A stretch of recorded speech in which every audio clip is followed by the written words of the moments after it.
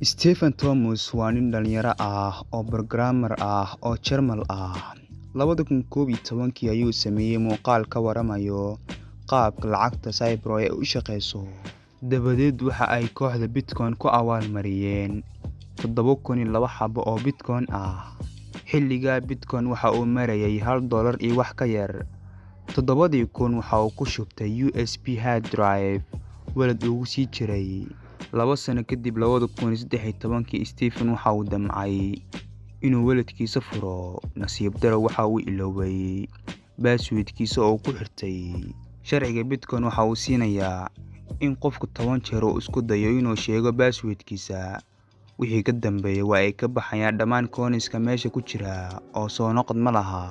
10kii fursadoodba waa uu lumiyay oo waa uu sheegi waayay, taasoo sababtay inuu waayo 7,002 xabo Bitcoin. Maanta qiime ahaan halkii Bitcoin waa 30,000, taasoo ka dhigan in 7,000 ee Bitcoin ee uu passwordkiisa ku ilaaway ee maanta qiime ahaan u dhigmi lahayd 208 milyan lacag ka badan. Waxaa ka luntay ninkaas warqad ay ku qorneed password dhowr nambar ka kooban oo ku qiimeysan 208 milyan lacag ka badan. Stephen waxa uu yidhi, haweene badan ayaa gam'in, maalmo badan ayaa wali ku dhawaaday, isla hadlayay, wadooyinka fadhiyay, fikirayay oo aan islahaa mar un xasuuso mise may dhicin. Bitcoin waa lacagta ugu qaalisan dunida oo waa hanti lacageed oo maalgashi ah oo mar kasta kordhaysa. Waxaa jira Soomaali badan oo haysta coinan Bitcoin ah.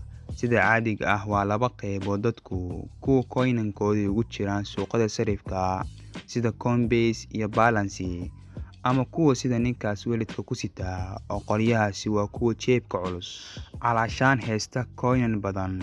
Waxaan kula talin qof kasta inuu ka taxadiro passwordkiisa.